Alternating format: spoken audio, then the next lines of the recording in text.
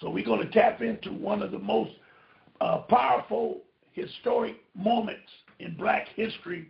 We're going to step on that tonight.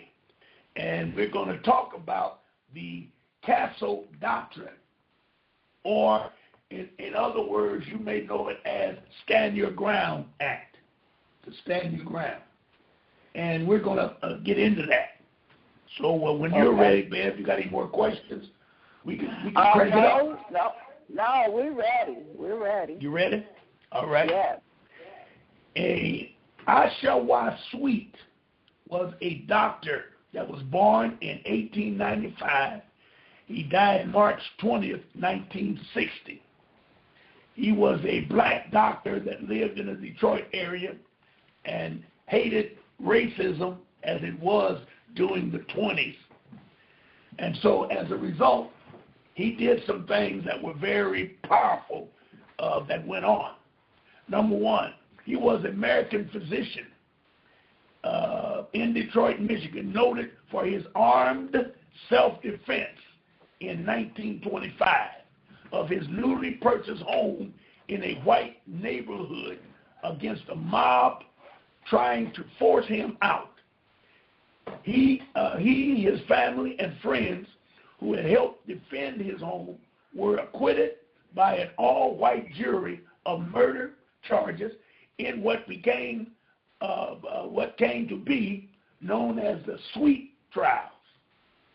Now, are you familiar with the Sweet trials, Ben? Are you familiar? Yes, with I am. Yeah. All right. I had the honor and opportunity to go to Marygrove College and saw a live stage program on it.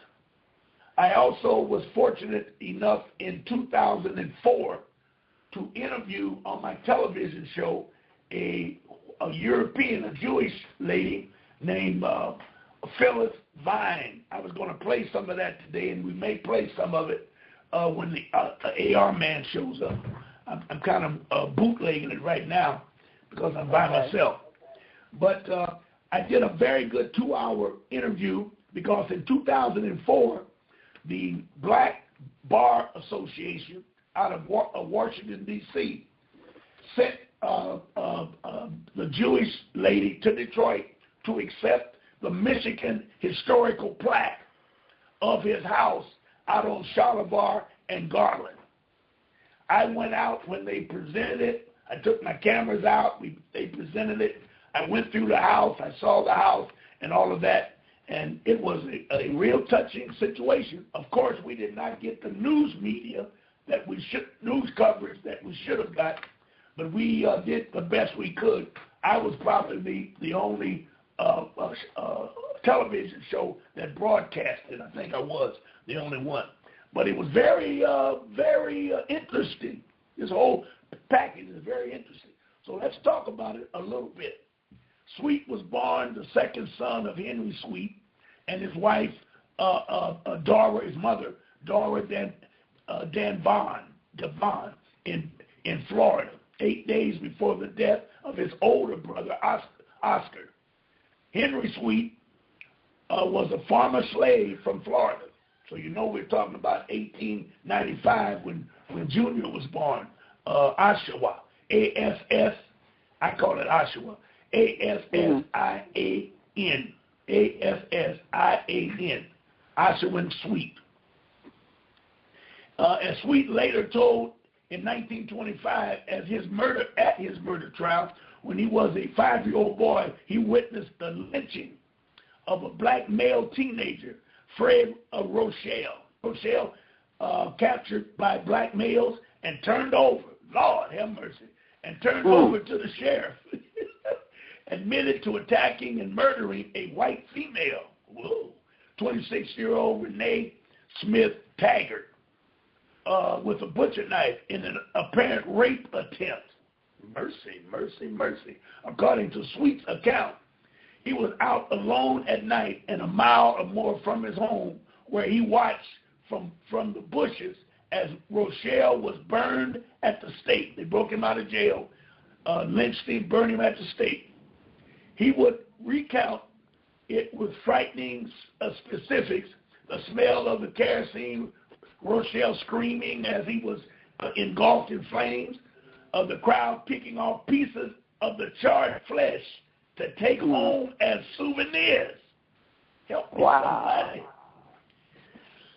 His education those sound like animals. Yes, sir. Yes, sir. Yes, sir. They called it a pick-a-nigger. That's where picnics come from. Right. They used to have a pick-a-nigger, and a European would come from miles away, bring their children to watch a lynching of a black male or female. And then they would cut off the parts, the ears and the legs and the arms, whatever, fingers, and take them home as souvenirs. I told you, I've always said we're dealing with some people that are really need help is not a good word. They're aliens. I like to call them aliens. They're from somewhere else. But anyway, let's continue. In September 1909, Sweet left Florida at the age of 13. Sweet's parents had taught him everything they could, instilling in him religious traditions that had sustained the family through generations of struggle. They wanted Oshua to go north and get an education. He was sent to Wilberforce University in Ossian, Ohio. It was the first African-American college to be owned and operated by blacks.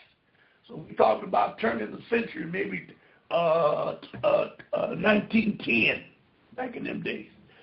Established by a collaboration of white and black Methodists in the 1850s, it was taken over by the African Methodist Episcopal Church, AME, during the American Civil War.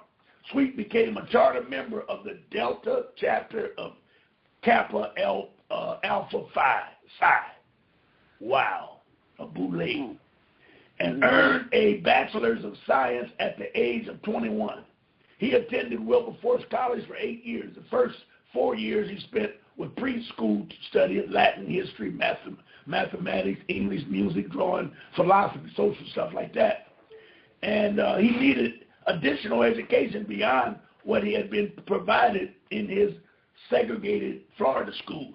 Sweet took work, shoveling snow, stoking furnaces, washing dirty dishes, waiting tables, and carting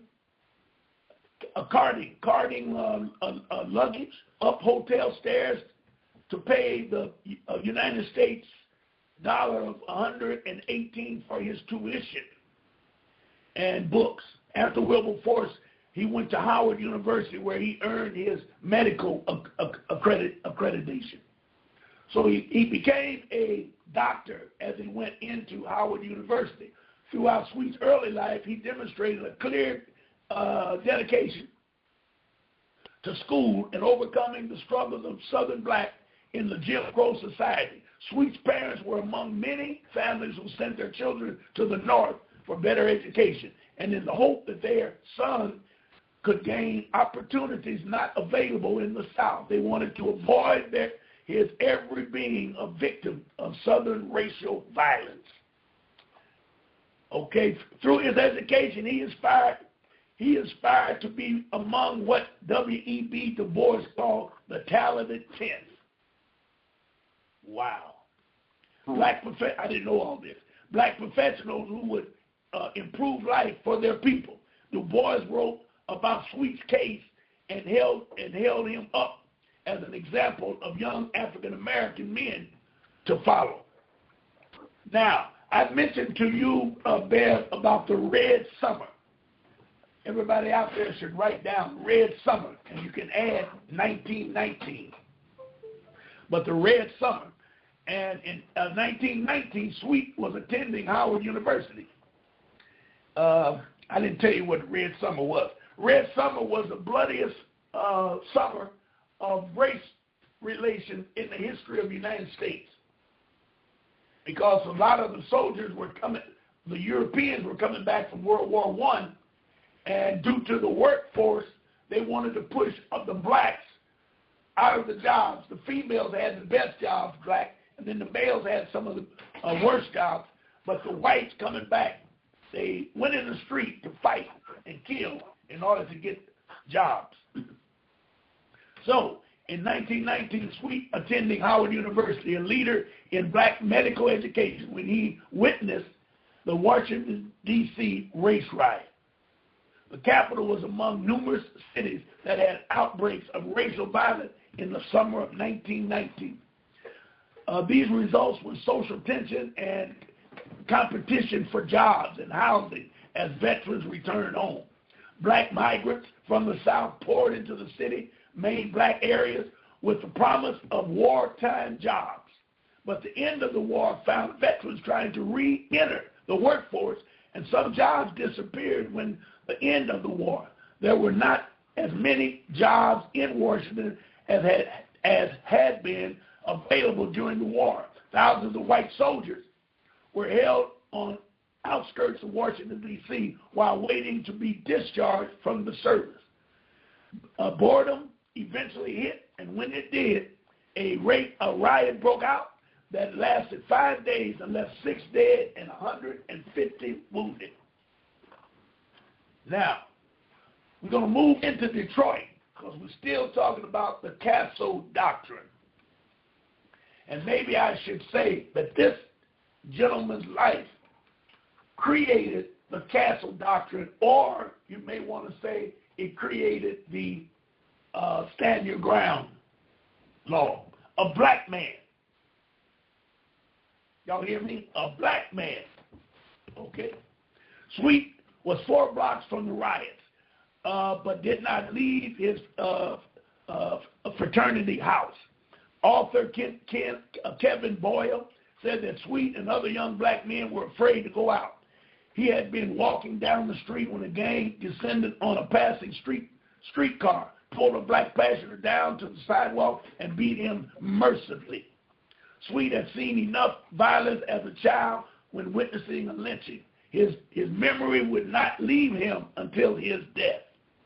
So he moved. With a little money, Sweet arrived in Detroit in 1921, a time of speakeasies, jazz music, liquor, and slumming. It was also a time when drugs, gambling, and prostitution swept the city. According to Kevin Boyle, in 1910, Detroit was on its way to become an international powerhouse, an industrial powerhouse. And that was because of Henry Ford and the local 600 out there in Dearborn. Mm-hmm. A booming modern metropolis paved the way for the growth of an auto industry around 1913. The pull for jobs on the assembly line fueled enormous migration to Detroit. In 1910, the population of Detroit was approximately 485,000, 500,000. By 1920, it had more than doubled, over 1 million. As migrants increased, so did competition for jobs and housing and segregation in the city. It attached European immigrants and rural blacks to the Great Migration, as well as rural whites. They brought their own social tension to the city. Now, that paragraph, Beverly, is what I was going to start on tonight with DRUM, Dodge Revolutionary Union Movement. Okay. Because the labor movements coming out of Delano Roosevelt's New Deal created labor unions and gave them power to organize. And this is what he's talking about in 1913 and 1920. In those years, there were big battles. And I wanted to go into that. Maybe we can do it next week, man. But that history is just as important. It can be merged into this. Despite the name, Black Bottom wasn't really a colored area. The segregated area or slum area of Detroit was called Black Bottoms. Most of its residents were immigrants, not Negroes. Black Bottom was a neighborhood of both poor, working class people in Detroit. Black Bottom, in his book, Boyle describes the book as Black Bottom as dingy and ran down with rooms barely large enough to accommodate families. Homes in central Black Bottom were decayed. When it rained, water would flood through the ceiling and come through holes in the walls where plaster had been cracked off, and many of the windows had no glass. Boyle gave evidence that would demand high and racial discrimination. Maybe I'll put that on mute. Boyle gave evidence that the demand high for racial discrimination events in the real estate market. Agents sometimes refused to show black homes in white neighborhoods, for they feared black occupancy would run down the property value. African American migrants were largely restricted to Black Bottom. With no place else to go, Black Bottom remained the home of the poor working class. The landlords had no need to make improvements in the living quarters. The poor living conditions led to constant threats of infection and spread of disease, and many died of smallpox, pneumonia, syphilis, and other programs. Black Bottom became the name of the popular dance in the Florida, New Orleans area between 1926 and 1927. It was performed at Apollo Theater and was modeled after young black children imitation of cows stuck in the mud. Lord have mercy. In the 1960s, Black Bottom was demolished during the city's urban renewal. And we can talk about that too. You should recall the urban renewal in the early 50s. Yeah. I remember that. Okay. Now, let me say, when I went out with this lady, and she was telling me the insights of what really went on, the doctor and his wife purchased a home. Now, let me say, when he was a doctor, his education was enough that Madame Curie, you remember Madame Curie? Let me read that. Sweet married Gladys Mitchell in 1922. She was born in Pittsburgh and had been raised in Detroit, a few miles north of Garland. She came from a prominent middle-class black family. Recognizing a need for further medical training, Sweet left his practice in 1923 to study in Vienna and Paris. You hear that? Although he did not complete a degree there, Sweet attended lectures by physicians and scientists, including Madame Curie. In non-segregated Paris, he and his wife were treated as equals to the native French. Caucasian, his only experience with prejudice while in Europe was at the American hospital, where he donated a relatively large amount of money, 300 francs, given his franchise of finances, when he sought to reserve space for his wife to deliver their first baby. The American hospital refused on the grounds that white Americans in the hospital did not want to be mixed with black patients. Ain't that a mess? Yes, it is. On May 29, Gladys gave birth to Marguerite, their daughter, who they later called Iva. The thought that the American hospital had impaired the health and perhaps the life of Gladys and Iva infuriated Dr. Sweet and reminded Sweet of the world to which he would return. In 1924, Sweet returned. Now here's where we get tough. Returned to Detroit, Sweet became affiliated with Dunbar Hospital, Detroit's first black hospital. Now, let me add that between 1924 and approximately 1940, there were 6 black-owned hospitals in Detroit. Now, keep that in mind as we go, and I'll explain to you the importance of that. Having saved enough money, he moved his family in 1925 from his wife's parents' home in an all-white neighborhood to 2905 Garland Street, another all-white neighborhood at Garland and Charlevoix.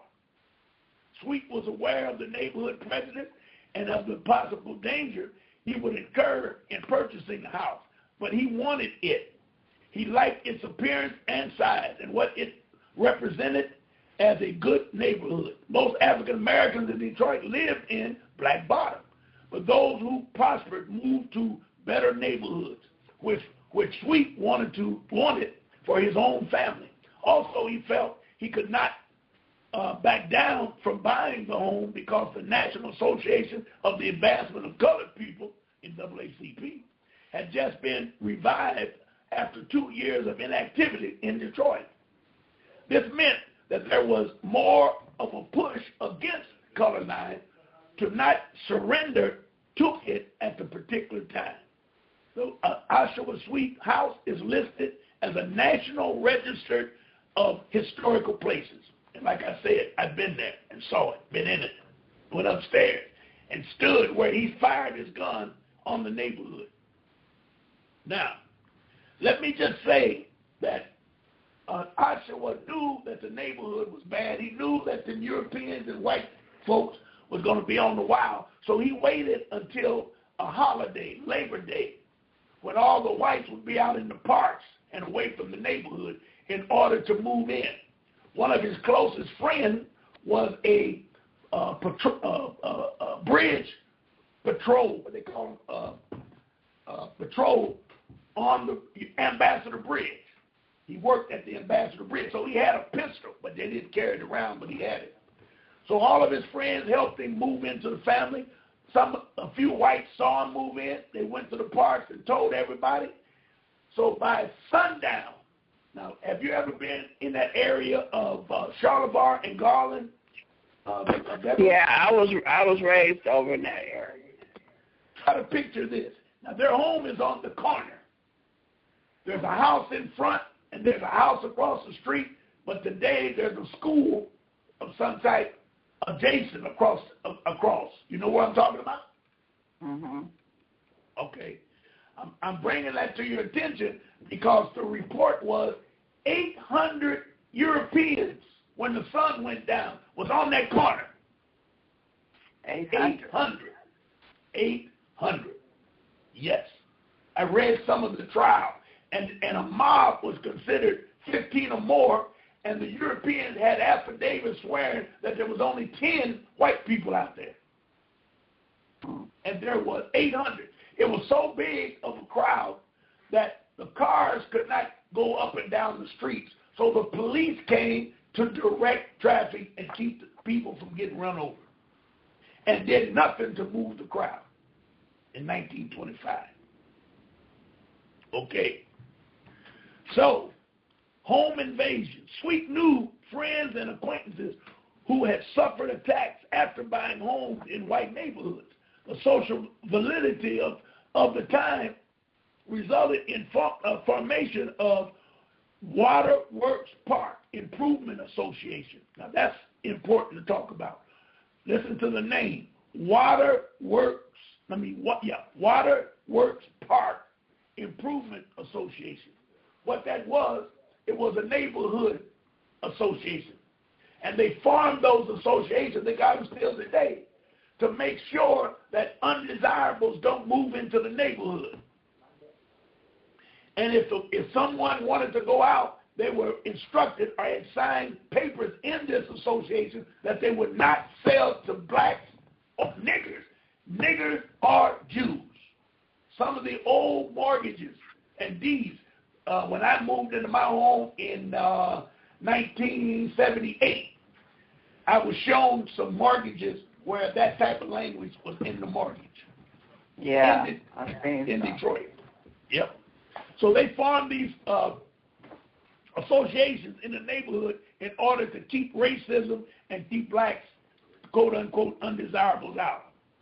These people were afraid that allowing blacks into their neighborhoods would lower property values. This was important because at this time, buying a home was a very difficult and lengthy process. The idea of buying land free and clear was no longer an option for most blacks, forcing them instead to take out multiple mortgages to buy a home, leading to even more debt. Working class whites who lived in the neighborhood and made less money than Sweet resented his success. we have the same problem today. Yeah. And your audience and mine, being of youth in the 50s and 40s, they need to read and get into this type of stuff. And they'll see why their parents are so rigid against certain things that they do, because they know of, lived through some real nasty experiences. Now Ron, I have a book that is excellent. They have excellent pictures in it. It's called The Image of America, Detroit, the Black Bottom Community by Jermaine Williams. Okay. And it has a picture of Dr. Sweet in here, of all of Black Bottom. It's a good picture. Right. That's interesting. I like to see that. Yeah. I like to see that book. And the living, Detroit and the state of Michigan is in the Articles of Confederation because they're in the Northwest Ordinance. And see, nobody even knows that. And I talk about it because the country was founded on the unity of states. Well, the Northwest Ordinance was so huge that they wanted to make 15 states out of this region. And they decided, after a lot of debate and a whole lot of crap with the Europeans and the Moors, that they would make 5 states out of this huge area. Now, let me add that the Revolutionary War was fought in this area. Some of the bloodiest battles in the history of America were fought in the Northwest Ordinance. And when you read the 6th, and I tell y'all all the time, the 6th, Article 6 of the Constitution, when they talk about treaties, Articles of Confederation, contracts, agreements, and arrangements, all of those things are law of the land. The Constitution, the Supreme Court, all these crooked judges, all this trash that you guys are affiliating yourself with because you're still a Negro by their standards, you are subjecting yourself to all of this debt, let's put it that way, all of this debt. Because the Constitution, and I'm telling you, the only article in the Constitution that pertains to you is Article 6. And that's why I read the Article 6, because if you read Article 6, number 1, I think the 4th article talks about probate, which all of y'all need to learn because they steal your property when your mama died. And Article 5 deals with a right to travel. And those are the laws of the land. Not this madness with these street signs and these police officers giving you a ticket going 10, 20, 30, 40 miles over the speed limit. They are violating the Article 6 of the Constitution of the United States. But you got to know where it is to find that, and I'm telling you now, it's in the 1787 Articles of Confederation. You need to read it and free yourself. Woo! Okay. I ain't crank. I'm not cranked yet, man. I know. You on your way. Yes. I love it. Fearing the attack after he moved, Sweet had 5 other men at his house on the night of September 9. They come right out of Labor Day, September 9, 1925, to help defend his family and property. The men included Charles Washington, insurance man, Leonard Mose, Khalid, William Davis, Henry Sweet, Oshawa's brother. They got them all listed here. Gladys was with them inside the bungalow. Police Inspector Norton Schutznick and a detail of officers had been placed outside of Sweet's house to keep the peace and protect Sweet and his wife from the angry neighbors. When hostile crowd formed for the second consecutive night in front of his house, Sweet felt that somewhere out there,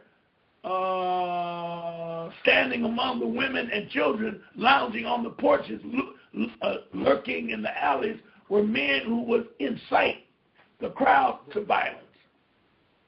As the crowd grew restless, some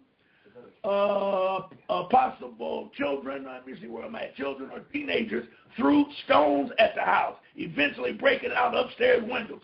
Several of Sweet's friends were waiting upstairs, armed with guns that Sweet had purchased prior to moving in. Right on, brother.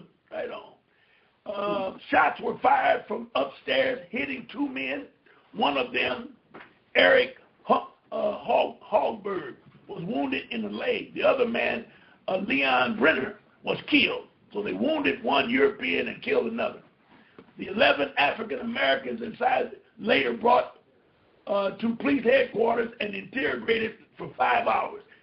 Interrogation would last for an extensive period of time, and the men were held in Wayne County Jail until the trial was over.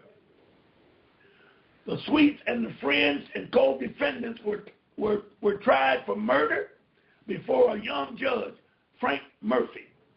Now, you guys ought to look up Frank Murphy from Michigan. He was some piece of politician, I can tell you that. If it wasn't for him, they don't tell what would have happened. Judge Murphy was considered one of the more liberal judges in the city, with the media working the city into frenzy, like they're doing right today. The media working them into frenzy. Murphy denied the defendant's appeal to have the case dismissed, but Sweet and the others accused parties remained hopeful. When word of the trial reached James Walton Johnson, General Secretary of the NAACP, Johnson correctly predicted that this case could affect the civil rights struggle for all African Americans. The NAACP assisted Sweet and others accused individually on obtaining money and support necessary to defend themselves in the trial. NAACP requested that James Walton Johnson send Walter White as assistant to assist the accused by performing investigations on their behalf. The Sweet trial was one of the three main trials the civil rights had supported that year. NAACP funds were limited, so they had to carefully choose in which case to assist. Ain't that something? They based this decision on the potential media visibility of the cases, as well as which trials, if one, would help further African Americans on a race and as a race and inspire social change. September passed. Life in Wayne County Jail became slightly more comfortable for Sweet and more comfortable for Sweet and the others. They received a steady stream of visitors, including Sweet's father, elder brother, and other. And in early October, Clarence Darrell. That's what I was waiting on. Are you familiar with Clarence Darrell? No. Clarence Darrell was a Johnny Cochran, but he was a white boy of the early 1900s, and he defended the monkey trials. Now, the monkey trials was down in Kentucky and Ohio area, where they were fighting over did a man come from a monkey or did he come from God? And it got white folks now. It got out of hand, and that was the biggest trial of history prior to the Sweet trial. And he was down there fighting for, I don't know what side he was on. I think he was on the side of creation. I'm not sure, so I'm going to leave that alone.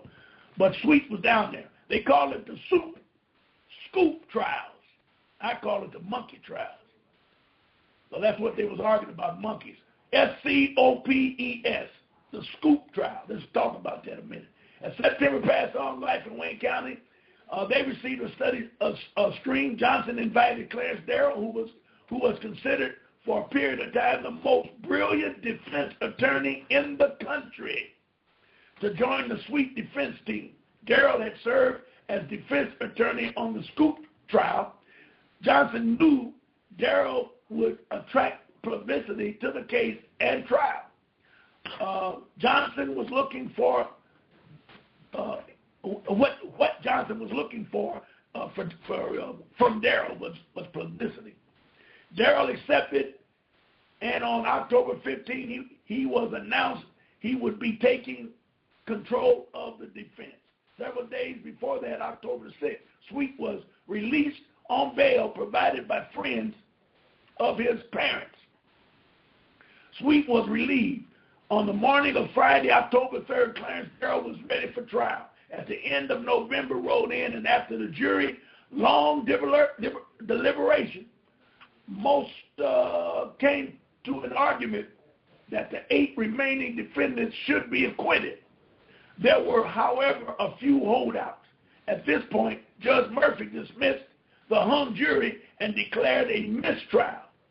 Sweet and his wife expected to head back to court within a few weeks, but they were delayed. There were delays. During the long delay between the first and second trial, Darrell did not devote much time to the Sweet case. Almost 3 weeks after it was planned to begin. The trial started on Monday, April the 19th of 1926. This shorter trial led to the acquittal of Oshawa's brother, Henry Sweet. The prosecuting attorney elected to dismiss the charges against the remaining defendants. After Sweet was acquitted, or Henry was acquitted, not Oshawa, life for the Sweets was not as joyous as hoped. Both Gladys and her daughter, Iva, were found to have contracted tuberculosis, TB. Gladys believed she contacted it while in jail, 2 months after her second birthday. Gladys received contact 2 months after her second birthday. Iva, she died at 2 years old. The baby died. The baby was in jail with the mama. During the 2 years following the loss of their daughter, Gladys' illness drove them apart. He returned to the apartment near the Dunbar Memorial, and she went to Tucson, Arizona, in order to benefit from the dry climate because of her TB. Okay. I'm jumping down. At this point, Oshawa's finances had failed. It took him from 1950 to buy off the land contract, and he assumed full ownership of the bungalow. He faced too much debt after that. Sweet sold the house in 1958 to another black family. He transformed what had been his office over the drugstore into an apartment. Around this time, Sweet's physical and mental health began to decline. He had been he had put on weight and had slowed in his motions. He committed suicide. That's what he did. He committed suicide. Now, here's where the let me drop this down. This is where the trials, the doctrine starts. Okay, the Castle Doctrine, also known as the Castle Law, or the defense of habitation. The habitation law is a legal doctrine that designates a person's abode, his house, or in some states, any legal occupied place, a vehicle or workplace, as a place in which that person has certain protections and immunities permitting him or her in certain circumstances to use force up to and including deadly force to defend themselves against an intruder, free from legal responsibility, prosecution for the consequences of the force used. Typically, deadly force is considered justified. We're talking about the Castle Doctrine, and a defense of justifiable homicide applicable in cases when the actor reasonably fears immunity. Whoa, come on, Ron. Peril of death, of serious bodily harm to him and others, or another. The doctrine is not a defined law and can be invoked, but a set of principles which is incorporated in some form in the law of many states. Now, Clarence Darrow defended Dr. Sweet on the right for a man's house is his castle. That's where that castle law comes from. Clarence Darrow instituted that in the trials of Ossian Sweet. For the man's house is his castle, and each man's home is his safest refuge. So since he was in his home, and they proved that those 800 Europeans was throwing rocks and all kinds of madness, and shots were fired, that this guy was shot. One was shot in the leg and the other one was killed. And he was found not guilty of the crime. Now, since then, all the states have begun to look into that law. That's what I was saying to quite a few people when they was talking about, we got to repeal that law. We got to get that law out of there. I said, you don't know where the law comes from. It saved that man's life. And that's where it all started with the castle doctrine.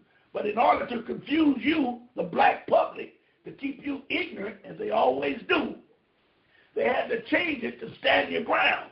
Now, when you go to stand your ground law, you got a different standards in stand your ground. You can do more killing and carrying on with unjustifiable. You don't even have to be threatened. If you feel like somebody's going to hurt you with stand your ground, you can shoot and kill. And I want to make it clear. You don't have to be in your home with your stand your ground. You don't have to be in your home for the stand your ground. Correct. But they are trying to keep black. Here's what I say, Bill. I say that we as blacks should all support the castle law and the stand your ground law, because our biggest enemy that we fear is people don't look like us. And they always come in our community to start some mess. And I know I don't even want you to reply on that. Just think about it. We should support that law. And every one of us should be carrying pistols. The police, the courts, they even got, listen to this, Bill, they got the FBI riding with DTE now so that they can go in your house without a warrant. You call for electrical malfunction, or they suspected you cheating on electricity, whatever the case may be. You unknowingly will let the individuals into your house. One of them is an FBI agent. He has a right. He don't need a warrant because he's in the house. And he has a right to either arrest you if he see you doing something, or if he suspects something's going on, he can make a phone call when he gets back out to the car. Did you know that? No, I didn't know that. And that's not new, because in the 60s, when I first came to Detroit in 58, they had police officers riding with water companies.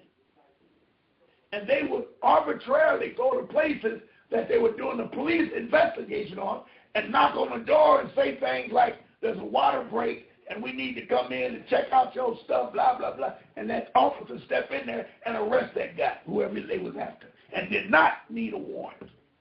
Mm. Yes. Mm.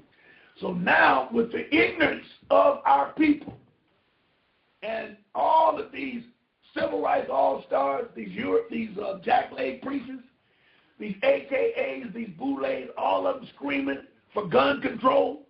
They're also screaming that they need to repeal the right to the stand your ground law and all of that. And it came from us. That was the only thing that saved Dr. Sweet's life. Think about that. I'm not advocating shooting everybody, but I'm saying we all should be armed because we have a right to be armed, and we have a right to protect ourselves if we are fearful of some type of attack. And what these police officers are doing to these young boys is, you wouldn't believe what they're doing. Well, they're not only doing it to the young boys, they're doing it to 93-year-old women, too. where they killed that 93-year-old woman last week. The police officers killed her? Yeah, I think it was in Florida. I didn't hear about that. But it doesn't surprise me, because I know two ladies right here that were stopped by the state police, and the police didn't like the language, not cussing. They were talking back to the police officers, and they didn't like it, so they literally handcuffed the first lady and slammed her face and head into the hood of the car and broke her wrist, not broke, but fractured her wrist with the handcuffs. So they were pulling the handcuffs one way and smashing their head down on the hood the other way. And they had no right to stop her. There was no reason. They have a right. There's no reason justifiable to stop her. But once they ran her name and rank and serial number, she had a warrant out for her arrest. So they took her to the precinct where the warrant was and dropped her off, never wrote a ticket. And she didn't get their badges because she was so hurt and wounded that she didn't know what to do. Now the second lady had the same type of situation, but she was talking back to the police officer, and as a result, he snatched the door open, drug her out, handcuffed her, and literally drug her across the parking lot to his squad car and threw her butt in there. And someone in the chat room said that the 93-year-old lady that I was talking about lived in Texas. Oh, okay. A lot of in-session social media followers have asked whether the other states have similar laws. Here's what we found. Several states have their own version of a stand your ground. If it wasn't for Zimmerman, we never would have known that they had these laws on the books. How can that be when you got black elected officials at the building and they're passing laws that you don't know about? Would you explain that to me, Ben? I can't explain it. We have a black congregation, a so-called black caucus or whatever they call themselves, up in Lansing. And we found out through the Zimmerman trial that the state of Michigan, I'm going to read to the states, the version of their own standard ground law. And even more states have adopted a variety of law called the Castle Doctrine. Castle Doctrine laws provide that deadly force is justifiable in someone's home when the homeowner is in reasonable fear of injury, of death. Now, you know this guy in Dearborn that shot that young 21-year-old black girl in the face with a shotgun. Yeah. He's declaring that Castle Doctrine. Because she rang his doorbell when she had an accident. Yes, trying to get some help. And he feared for her life. The screen was locked. He shot through the door. The screen was locked, and she was standing on the porch, and he shot through the door. Whew. Anytime they stall to have the trial, like they're doing with Iona Jones. You know about that young girl that got shot in the face with that police automatic weapon, AK-47, right? Iona Jones. Was this recent? Oh, shoot, that was 3 years ago. And they had one trial, and it was a hung jury. So they trying to hold back before they have another one. You remember they were looking for the boy or her daddy who had just shot a young boy in the gas station. He was upstairs in the two-family flat looking at the police. The chief of police of Detroit, Evans, was trying to get a job with the 28-hour TV show. You ain't familiar with that? Yeah, I heard about that part. Yeah. So he had to wait until the cameras were set up and all kind of stuff went down the pipe. And when they decided to go in, now they don't know who's in there. They haven't done any surveillance. But I understand that one boy from upstairs came out with the dog because he was trying to find out what was going on. They handcuffed him in pajamas and threw him in the ground for 3 hours. They knew the boy was upstairs who they wanted, but they wanted the camera would look better downstairs. So they kicked the door in, threw a hanging nade through the window and shot it out all simultaneously. Yeah, and killed that's that the little girl. I remember. Okay, yeah, the little girl that was on the sofa. And they tried to say, Grandma, they hit him and the gun went off. 4 o'clock in the morning. Unbelievable. So what happened? Is he? What happened to the trial? The first trial ended in a hung jury, and they finagled around and said they was going to retry him. And that's the last I heard about it. Mm. Weekly, his name was Weekly, Sergeant Weekly.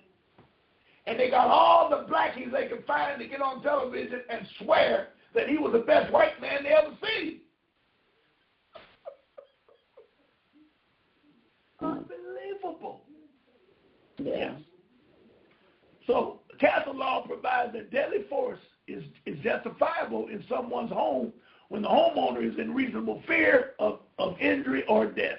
Some states have explained that the scope of this law to include vehicles and places of work.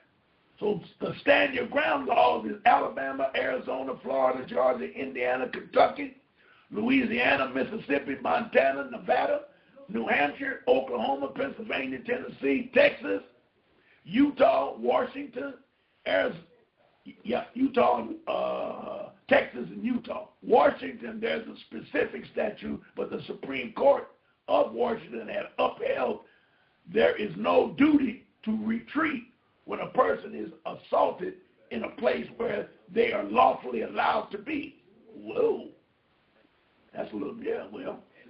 Now, the states that have required to retreat when threatened in some situations, states that can require you to retreat. In other words, you've heard those saying, if they're running away from you, you can't shoot them. But some of them have been shot. Arkansas, Iowa, Nebraska, New Mexico, Virginia, Vermont, of those places. Now, Michigan has the old castle doctrine. I thought I had that too, but I may not. Situation. Yep. So I have a part of my interview, Beth, that I had with this lady that I would like to play. So when we come back from break, we're getting close to the top of the hour. I want to start off with that, and I'll do it 15 minutes at the most. And those that don't have it, they can't get it. Right, and then we can do it that way. You don't really have to do anything. Okay. She and I are doing it. Yeah. All right. So they put, so she brought the plaque from Washington to make that a historical place. No. She came and received it from Lansing. Lansing, a congregation from Lansing came over to the site to present it to her. And as they hung, if you go to the website or go over there, you can see the huge plaque in the front yard, right on the corner. They got a huge plaque. Okay. And she went to receive it. And she was asked to do it. Don't ask me why they asked her. I don't know. But the point that I was trying to get to, and when I talked with you earlier, I thought that people should understand what it was about in Detroit. And they even announced in this the interview with her that Detroit is at 2007-8 and today the most racist city, or better yet, they said the most segregated city in the United States. The most segregated city or state? City in the United States. Because see, the city then and now we're in the 80% population of Detroit. Are we still in the 80%? Because I see a lot of they I are see working some changes desperately. going on. Yes, they're working desperately to change that.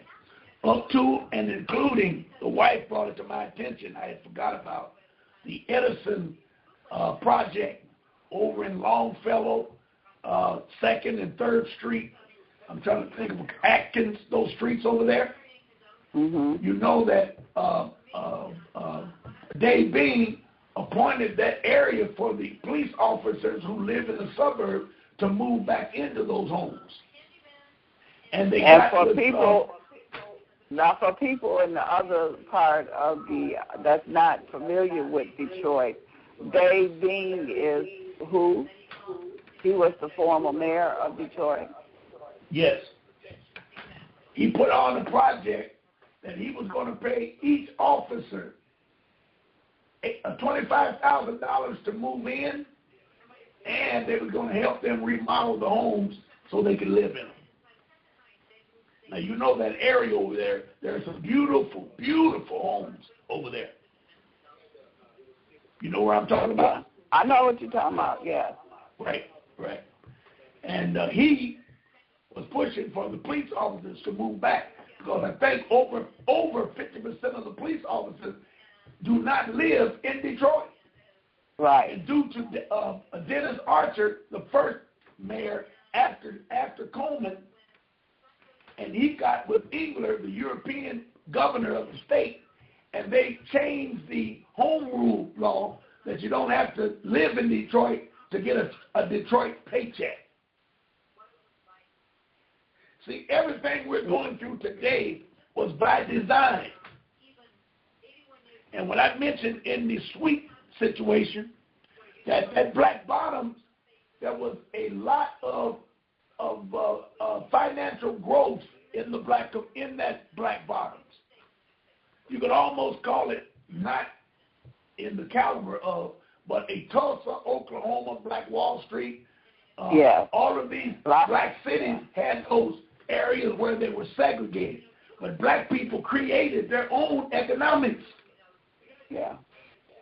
If it was drugs, if it was prostitution, whatever it was, there was money always in those black areas of the cities. And the Europeans, knowing this, now listen carefully, and everyone out there should hear me on this clear. Europeans, knowing that blacks can create a finance, they will raid your area to get you out. During the early 50s, coming out of the 40s and 50s, they used race riots. They called them race riots, instigated by the Europeans. I told you the bloodiest year of bloodshed in Detroit among the American citizens was in 1919. It was so bloody, they called it Red Summer. And I read to you, and if you go and look it up, the Europeans started those so-called riots to run the black folks out of the area so they could steal the jobs. And they're doing it today with these three-piece suits, lawyers, and these black Uncle Remus agents. They are setting up all of these things so that they can come back and we're in a race ride right now, Beverly. Mm-hmm. Yes, we are. Yes. Now, I'm trying to understand with this bankruptcy that is going on in the city of Detroit. Now, Detroit is a corporation. Yes. Correct? And so can't a corporation file for bankruptcy? No, because a corporation is not a creditor.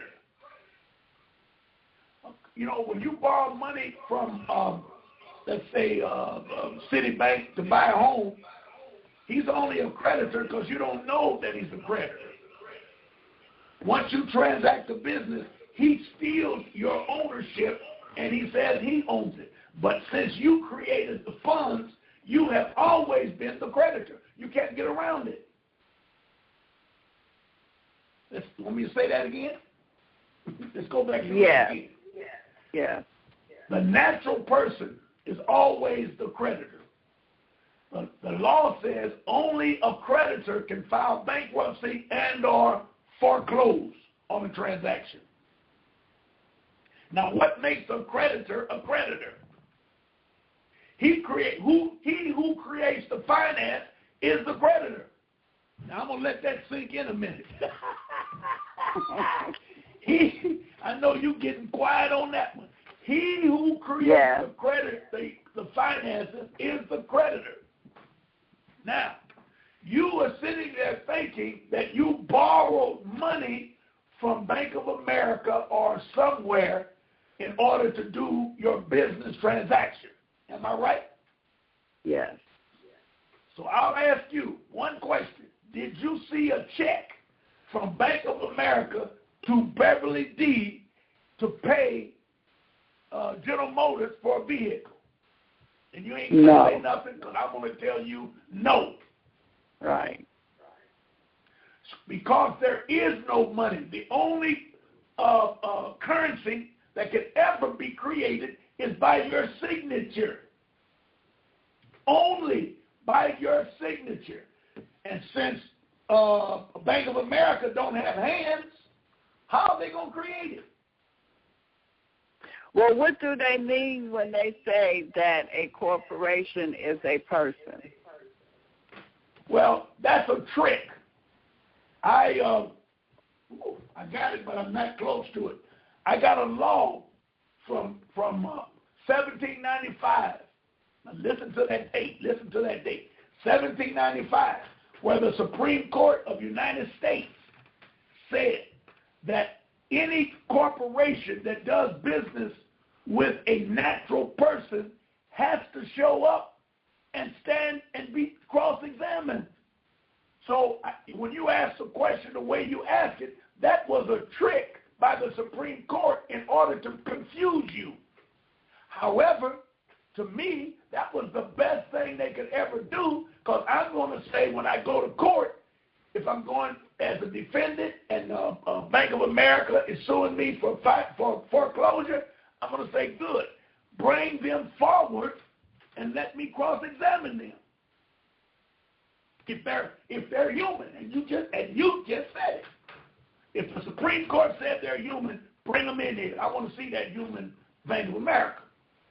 Now the judge got to start hee-hawing and telling you that LLC, Trot, or some law firm is representing them. And I say those who represent are not the true party of interest. I don't want to talk to someone who represents. I didn't take out a contract with that representative. My contract, so you say, was with Bank of America. So let's work on that contract.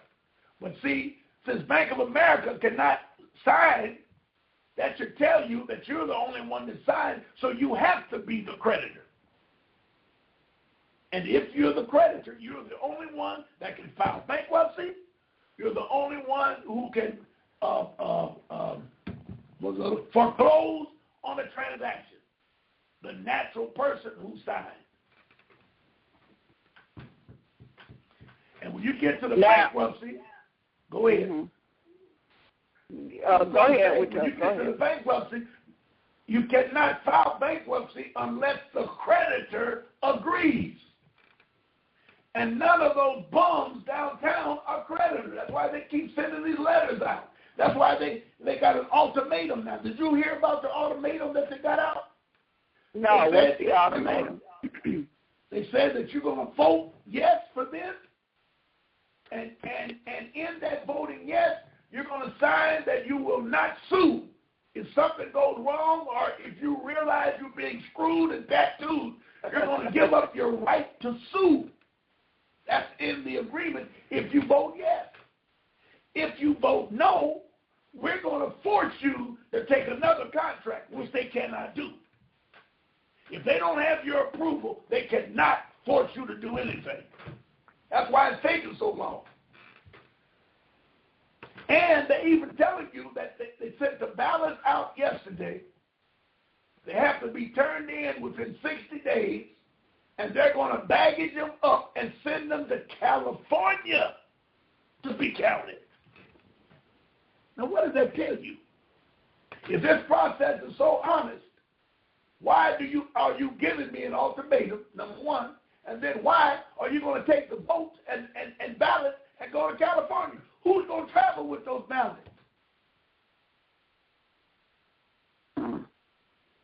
But they're scaring the people. These seniors, these retirees, their education, most of their education is limited. I heard a lady today talk about 30 years. When the boom started in 1964, when I went into Dodge, Maine, the 30 years old that stayed in 64, 94 was 30-year retirement. So now we're 20 years beyond that, a little bit more than 20 years beyond that, those that did retire. And they're finding that 85% of the retirees are black people because of the rush into the city coming out of what I just read to you in regards to Ossian Sweet. Right. The city began to have industrial influx of migrants from the South. Henry Ford, I'll tap into that a little bit, he sent boxcars down south through George Washington Carver to load up with black people, bring their families and their goods free on a train and come to Detroit and work in Rouge, out there in Rouge. Did you know that? No, I didn't know that. White man shut the plant down. Walter Reuther and Roy Reuther, who were the so-called communists who organized got in position of authority of the UAW, so they broke away from the AFL-CIO. And they came in and said that they didn't want no blackies to work, and they wanted X number of dollars an hour or pennies an hour, whatever it was at the time. Ford said, hell with you. His best friend, or one of his friends, was George Washington Carver, who set up the first assembly line, Beverly. That's why him and George Washington Carver were tight, because Carver showed him how to set up assembly lines. Don't nobody know that today. So now he's going to pay him back by saying, let's go south and bring those sharecroppers up here.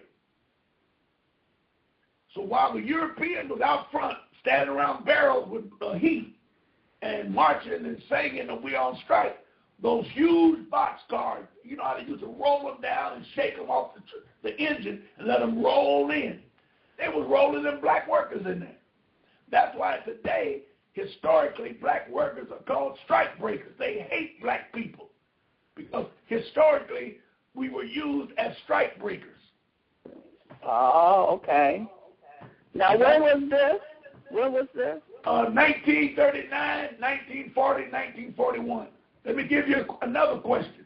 Why is it that since I've been in Detroit, all of the mayors and city council of Inkster have been black people? Did you know that? Yeah. Nobody talks about it. No. So the question to you today is, why is that? I know white people live out there, but why is it that the politicians are black? And nobody talks about it. And they try to make Inkster one of the worst cities. It used to be a powerhouse for education and different things. But now today it's just terrible. They did that by design. So why is that? You know why? All right, go ahead. No, I'm asking you, why is it only black politicians there? Because when Henry Ford brought those blackies up here, Orville Hubbard, the mayor of Dearborn, told everybody on the news and all of the citizens, which was a lily white city, in 1935, 36, back there when he was mayor, he said a nigger will never live in Dearborn. So as you bring them up, there was nowhere for them to live. Because Black Bottoms, I just told you, Black Bottoms was full, And the only ones that could get out of black bottom were those prosperous ones, educated and doctors. So, question to you, since Ford brought all them blackies up here, where was he going to put them? And Easter is right next door to Dearborn. Henry Ford built Easter and told Hubbard to go to hell. He built that city and told blackies, y'all live out there. That's where it comes from. Racism.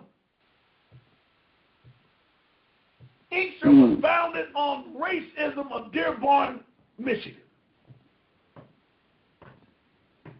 Now, people that don't know, that racist mayor stop me from building cars, because I'll do what I want to do, whatever his attitude was. He had a bad attitude.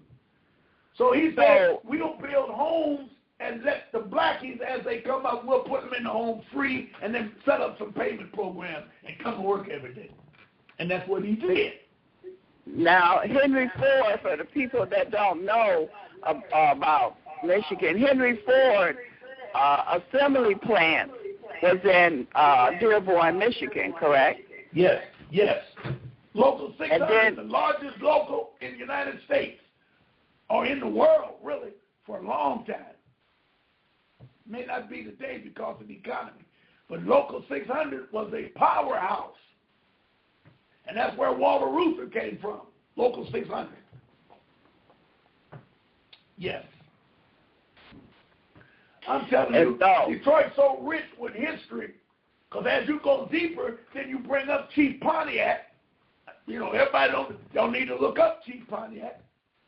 See what he did when he was running the Europeans out of our land. Get out of here.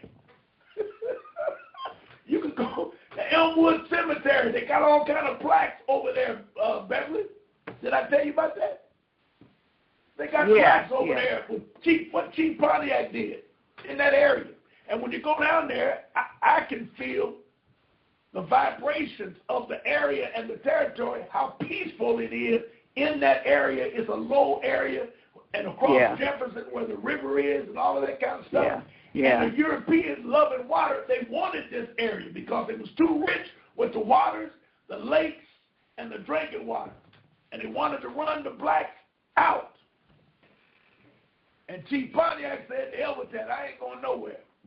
And all hell broke loose. And it's the bloodiest battles in American history fought right here in the Detroit, Michigan, Ohio, Indiana borders, in that area right there.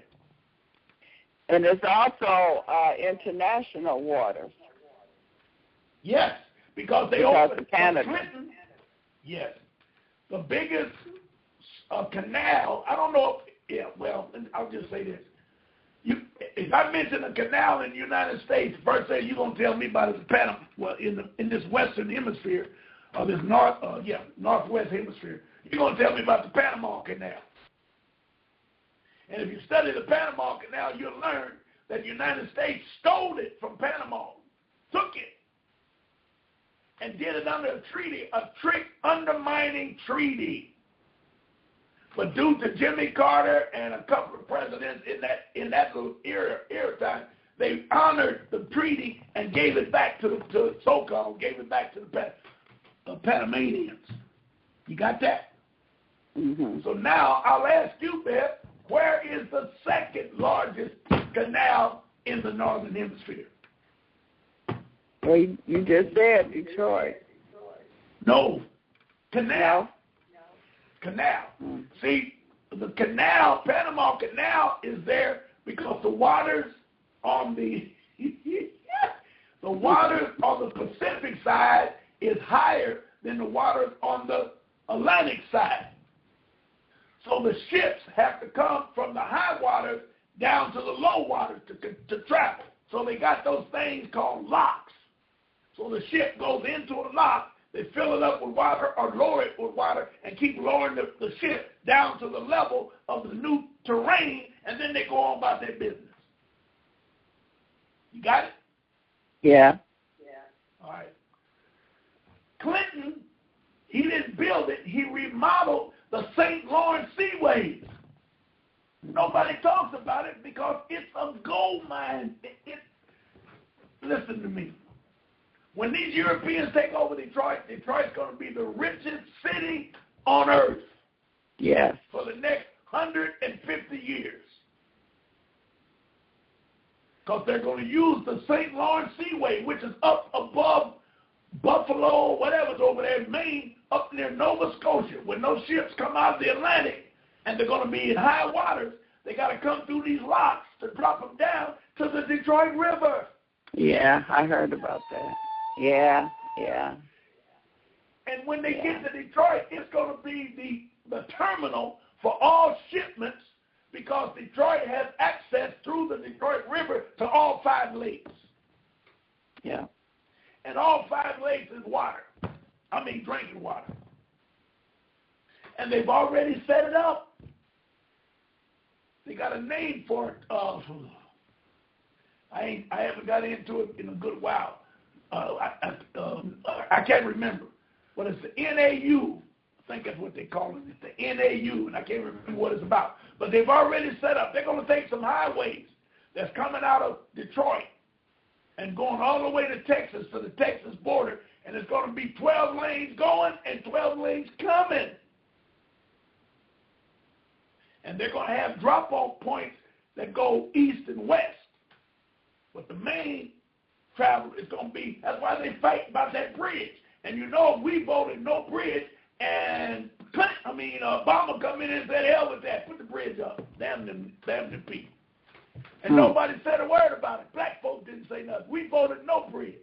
Because Matty Maroon did his thing. He wanted to hang on to the Ambassador Bridge. So they said, you can have that. We're going to build another bridge.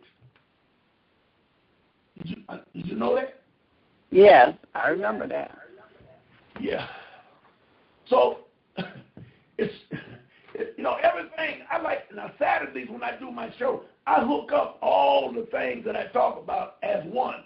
And you notice we're coming out of Ossian Sweet, which was one of the biggest racial incidents because it created the right to travel, the Castle Act doctrine. I'm a black kid. Somebody called up Al Sharpton's show and tried to run it on, and Sharpton said, shut up, get off the line, take him off the line. Didn't want to hear it. Yes. Woo. This is some mean stuff. Now, did you hear anything about this rail train that Japan is building? That's going to come through? Okay. Nope. What it's going to do, about 1,000 miles an hour? Your phone is kind of breaking up. What did you say? It's going to do 1,000. How fast is it going? Real fast. Real fast, yep. Well, most of the states, countries over there, Germany and France, they got those fast rail trains that do up to 500, 700 miles. Yep. Okay, we got to into it, but they can't. We have a call. We got about 10 minutes left. Let's see, 860. Good evening, Beverly Martin. Good evening. Good evening. Good evening. Good evening.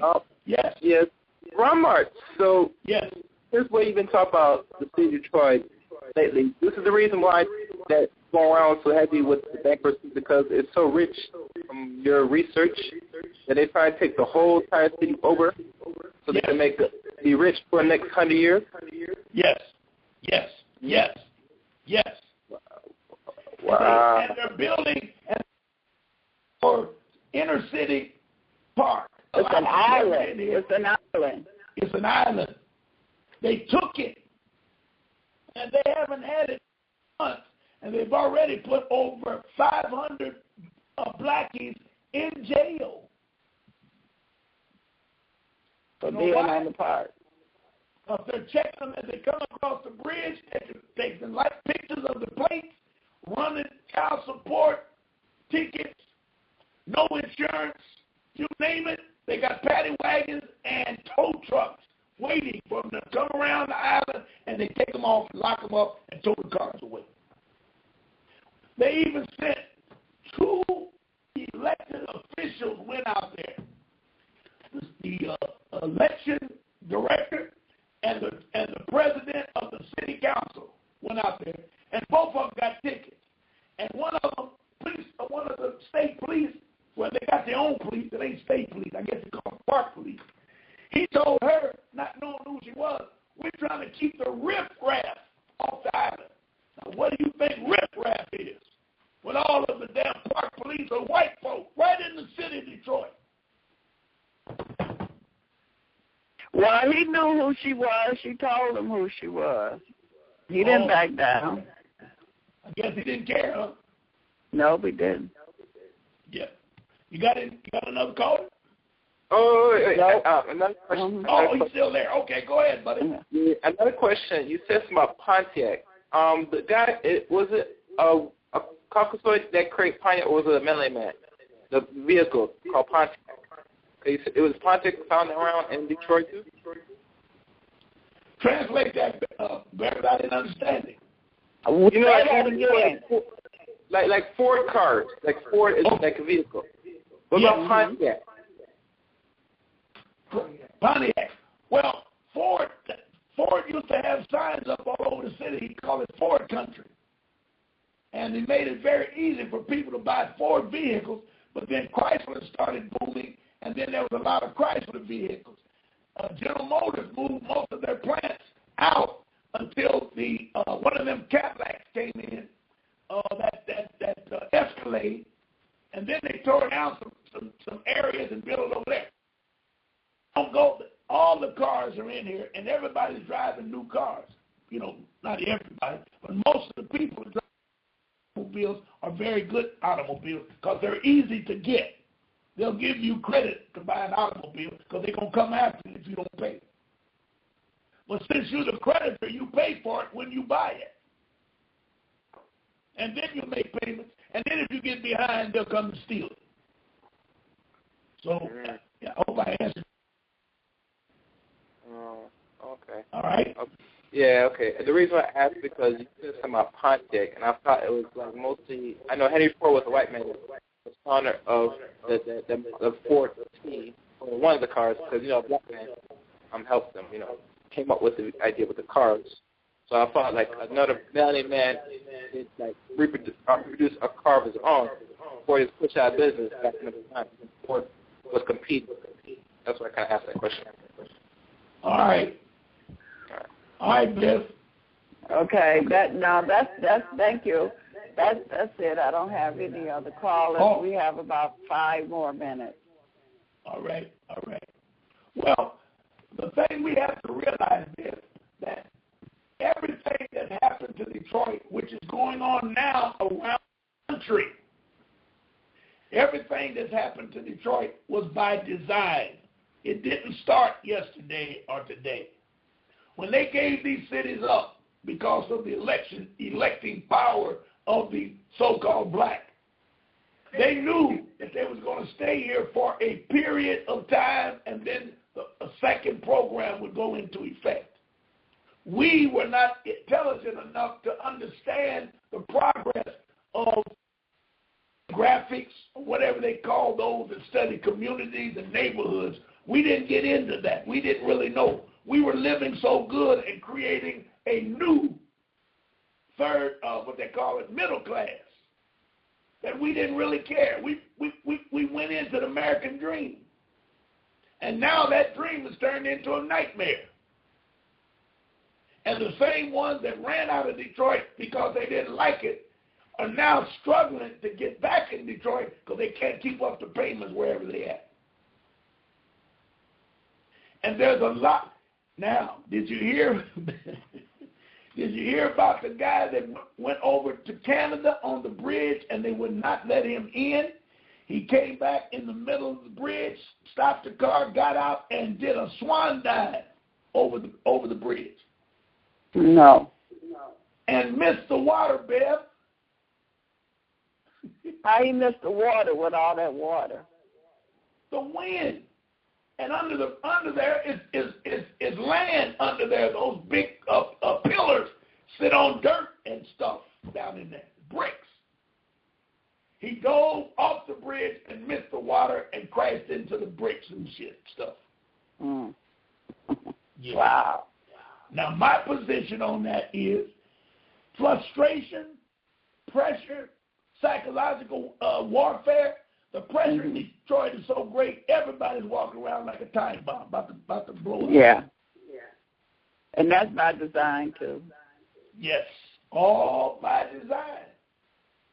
And see, it would help if someone would just explain to the people that they're getting ripped off.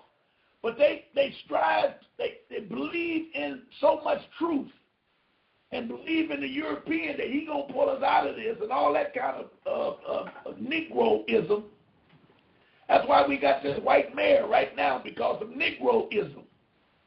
Yeah. And he's doing more damage than every mayor we've had since Coleman Young left. But you can't tell people that. No, you don't even want to go there. So all I can do, Bev, is come on your type of shows and what I do and try and wire people up. That's all I can do. That's all you can do. Yeah. You can lead them to water, but you can't make them drink. That's true. And as long as you understand that everything is done by design. Yeah. And what's happening here? Did you hear about here, the Moors, Beverly, that walked away from federal court? The drug dealers?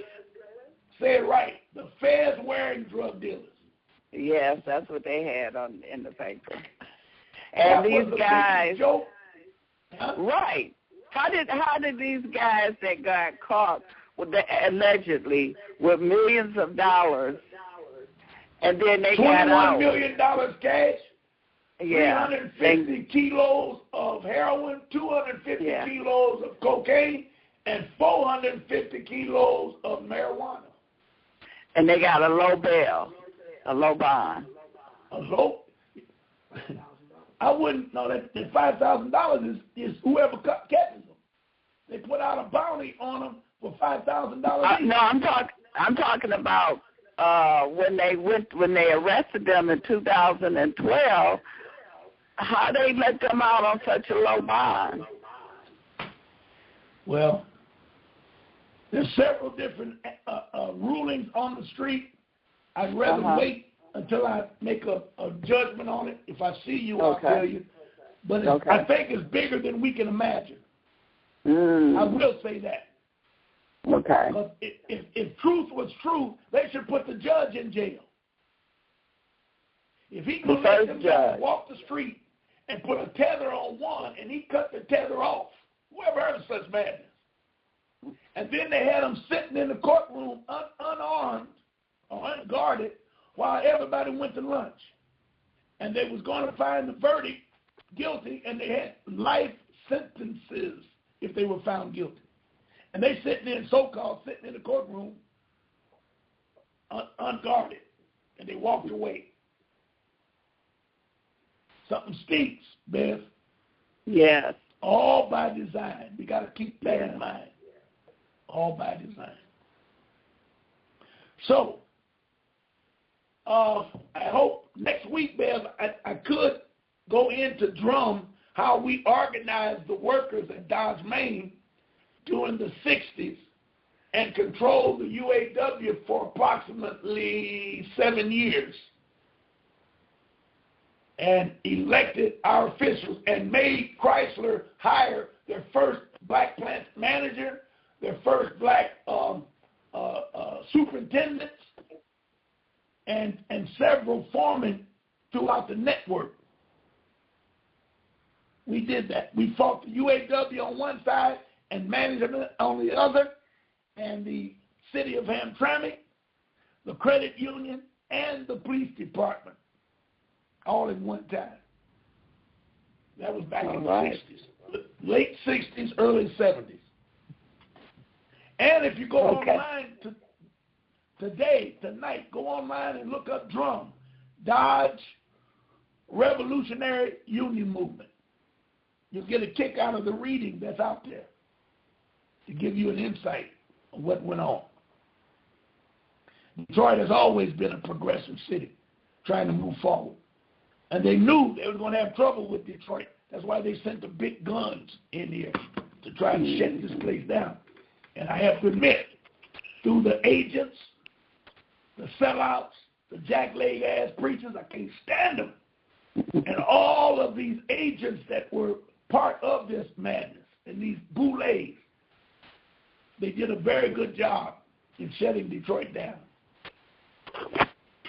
Now, someone in the chat room is bringing up an interest point that how do you know that those drug dealers were really Moors?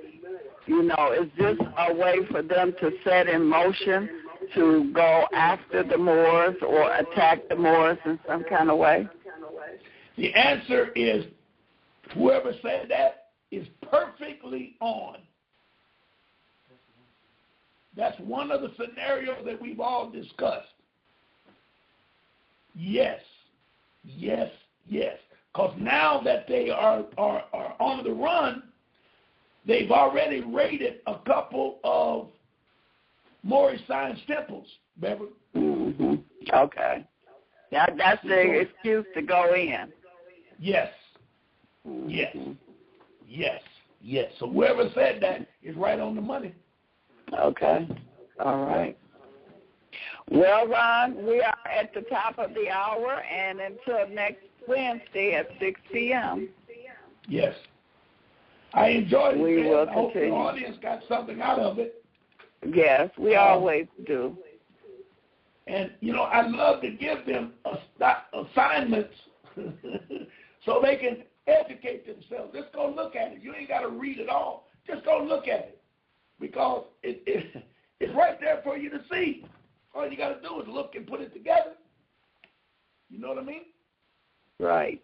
So, you know, what do you think about this Sterling Magic Johnson scenario? Have you looked into that? Well, I mean, is it one of those situations? Well, we already know the guy was prejudiced or racist or whatever you want to call it. But was Magic Johnson sleeping with his woman? Yes, yes, yes, yes. And Magic said all he did, she asked him, would he take a picture with her and her girlfriend? That's what he said. Okay. He said yes. You know, but knowing Magic, you know, he tried to, well, whatever. I ain't going to get into that because that ain't even important. But the thing we got to realize is money don't change an individual. And I think the more money you make in America as a European, the more racist you become. Oh, yeah. Because most of the money is made on poor people and blacks. I just read today where this guy Sterling threw this lady out who was blind and crippled, and the house was so raggedy he wouldn't even repair it. He told his worker, is she one of them black bees? And they said, yes. Yeah. Said, throw the bee out. Throw her out. Evict her. That was in the day's news. Yeah, well, everything is coming out. Yes. We're in the age of Aquarius. All of that. Aquarius. Everything. That's right. Everything coming out. Yes. Yes. All right, man. Till next week. Okay. I got the signal to get out of here. I appreciate you. All right. Appreciate you. All right. And we'll be talking because I got something I want to talk to you about in regards to our program to make it bigger. I think it might make it bigger and bigger and better. But I'll talk to you about it. All right. Okay. Okay. All right. Okay. Peace and love. Okay. Peace and love. All righty. Until next Wednesday at 6 p.m. Eastern Standard Time. Please join us again. Yes, sir. Rastafari. Love.